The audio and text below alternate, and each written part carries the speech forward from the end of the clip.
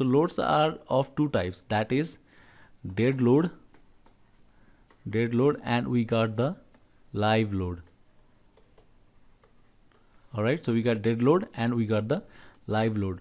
So here what happens is that, so suppose that this is our column, so this single line is our column and this is the, okay, so let me first show you the AutoCAD drawing, and you can see that we got, so these many kinds of columns. So these all are corner column, these four are corner columns, and these two columns are the side columns. And you can see that on this column the load comes from half of this slab and half of this slab, okay, and here the load only comes from half of this slab and half of this slab and half of, okay, so this slab, okay, and same thing goes for other columns as well. But if you see in this column over here, the load comes from half of this slab, half of this slab, half of this slab and half of this slab.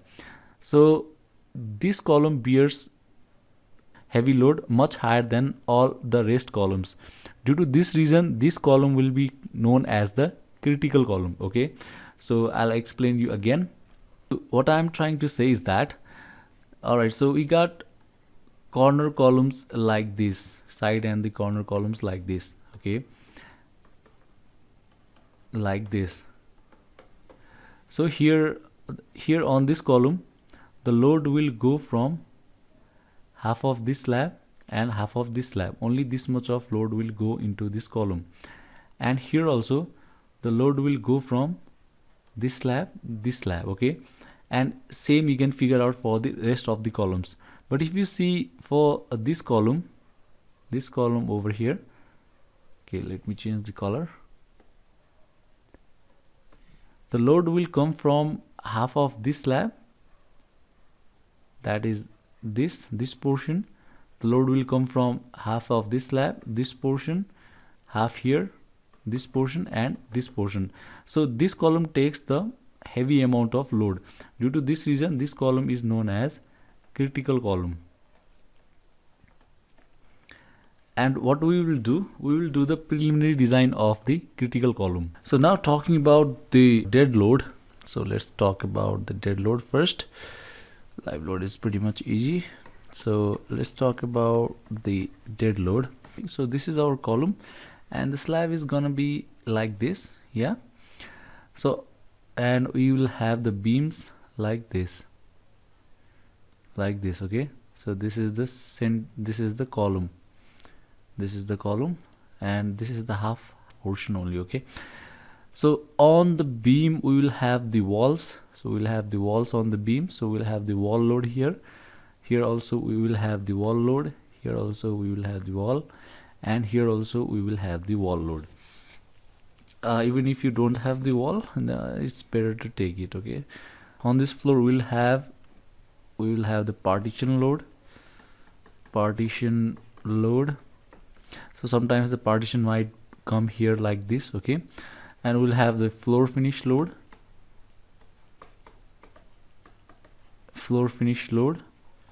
and we'll have the load from slab, and we'll have the load from beams, so self weight of the beams, and we'll have the load from self weight of the column as well, So this much of dead load we will have. So now let us calculate the dead load. We will use Excel this time, so let me open the Excel. I'll name this as dead load calculation, okay. So it's DEAD, okay, DEAD, dead load calculation. And okay, so let us take the floor finish load. So what is the floor finish load is that sometimes you might have seen the cement screeding that is done over the slab, and this load is that, and it is equal to your 1 kilonewton per meter square. So this floor finish load is equal to 1 kilonewton per meter square, which means that in 1 meter square area the load is 1 kilonewton, And here if we see the area of this entire slab, and we'll see that this distance is equal to, so this distance is equal to half of 13.5 inches, and it is equal to half of 11.5. Here it's 13.5 and 13.5. So the total area is, so let us take from, let's type here area of slab. So this is just a rough sheet that I'm trying to make. So length, let us take length, and let us take breadth. Okay, the length is equal to, so 13.5 divided by 2 plus 11.5 divided by 2, and the breadth is equal to 13.5 divided by 2 into 2, that is 13.5. okay, so I hope you know how to do this, right?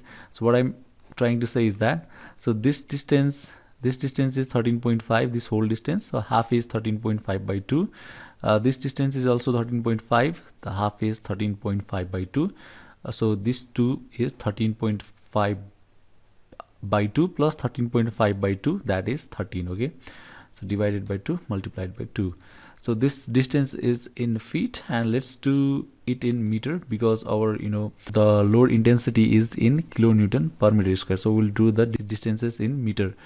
So this divided by this value divided by 3.281, it will give us in feet, is equal to this value divided by 3.281. So these two distances are now in feet. So floor finish load, the intensity is equal to okay, let's take the area. Okay, escape, and let's do the area now is in meter square is equal to this times this, yeah, hit enter. So 22.91. so the floor finish load is 1 into intensity is 1 kilonewton per meter square times the area, that is the same thing, so 22.91183 kilonewton. Similarly, partition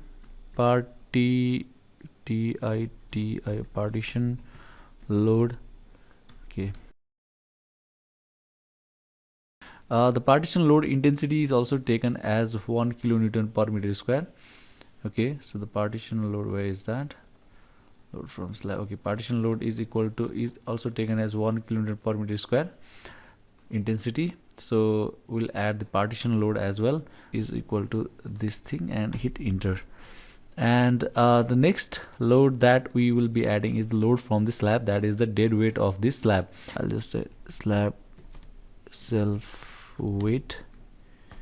So the unit weight of this slab is 25 kilonewton per meter cube. So 25 kilonewton per meter cube means that, so gamma is equal to 25 kilonewton per meter cube. So this is the unit weight of RCC, any RCC structure, be it is a beam, column, or anything. Okay, 25 kilonewton per meter cube, which means that in 1 meter cube volume of that concrete, the weight is 25 kilonewton. So what we do, we find what is the volume of this slab, and based on that we will find the total weight. Okay, and let's do that. The slab self weight is 25 times the area is this, or no, let's just take the area.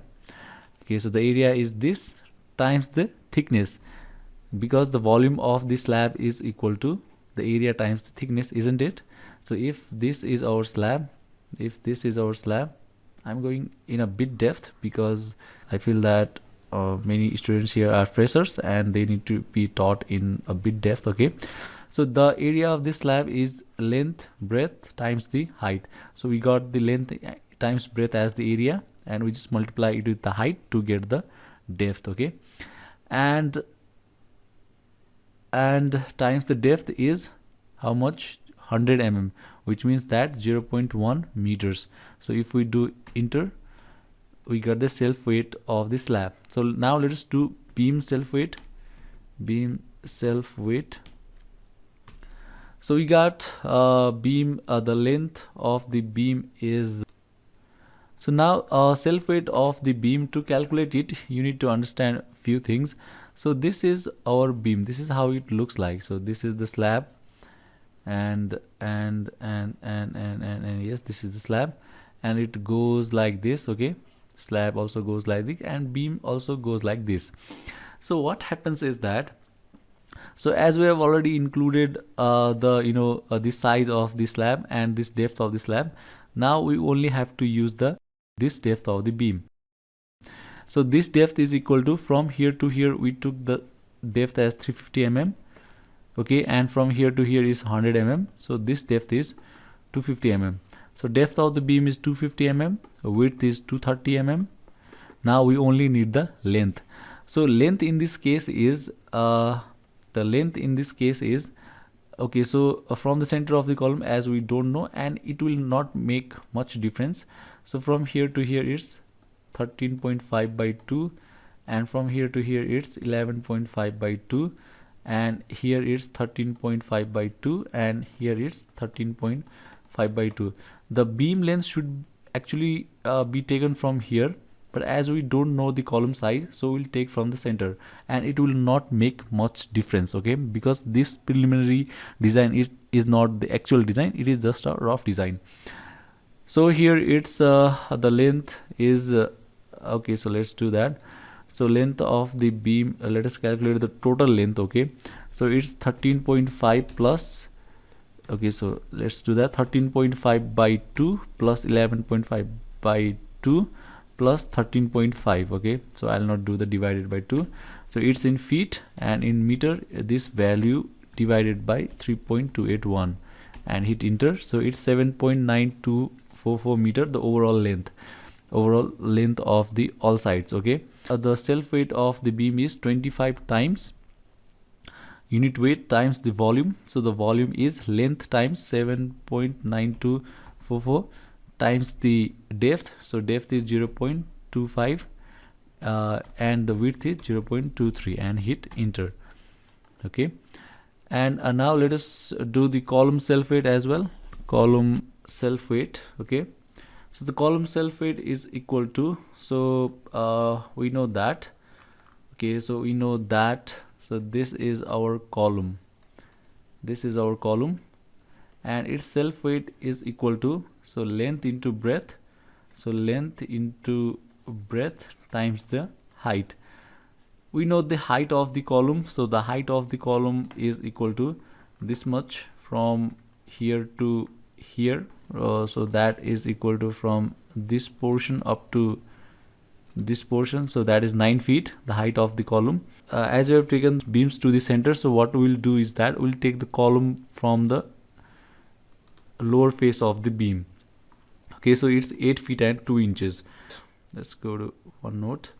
And so but we don't know this size. We'll just approximate the size. So we'll just take the size as 0.3 by 0.3, that is 300 mm by 300 mm, just a rough size, so that we can get some weight of the column. So it's better to add some weight rather than not adding it at all. So the height is 8 feet and 2 inches, and the size is 0.3 by 0.3. So let's do that. The height of the 8 feet and 2 inches, so 8 plus 2 divided by 12. How much feet? So this much of feet, and so this is equal to, so this divided by 3.281 to convert it into meter, 2.489. So this is equal to 0.3 into 0.3 into 2.489 into 25. So self weight is 5.60 kilonewton. So now the final thing, load, wall load that comes on the beams. So the wall load, the unit weight of the brick is 19. It varies, but the rough unit weight, or the the weight of the brick that is generally used is 19 kilonewton per meter cube. And the size of the wall is, generally inner walls are 4 inches and the outer walls are 9 inches. 4 inches, or you can say 110 mm walls, and the outer walls are 230 mm walls. This is the column, and this is our slab. Okay, and these are our beams, and we got walls here, here, and here also. The unit weight of the wall is gamma times the volume, and gamma for brick is 19 and volume is length into breadth into height, isn't it? So the length here is the length of the beam, so this plus this plus this plus this. So we know the length, we have already done that. The breadth of the wall is 110 mm, that is 0.11 meters, and the height is equal to the height from the slab top to the beam base, so that is equal to 8 feet and 2 inches. From here to here we have to take the height of the wall because we will have the wall here. Let us take the length of the wall as, so length of the wall is equal to, so the total length of the beam is this 7.92 meters times so I'm calculating the volume of the brick, times 0.11, that is the width, times the height is 8 feet and 2 inches, and converted to meter is this much, it enter, so 2.169 meter cube. So this is equal to 19 times 2.169 and hit enter. So this is the total dead load, and if we just add it using the auto sum, so dead load is equal to 161.3058 kilonewton. Let's bold this one. So guys, this is how you calculate the dead load for doing the preliminary design of the column.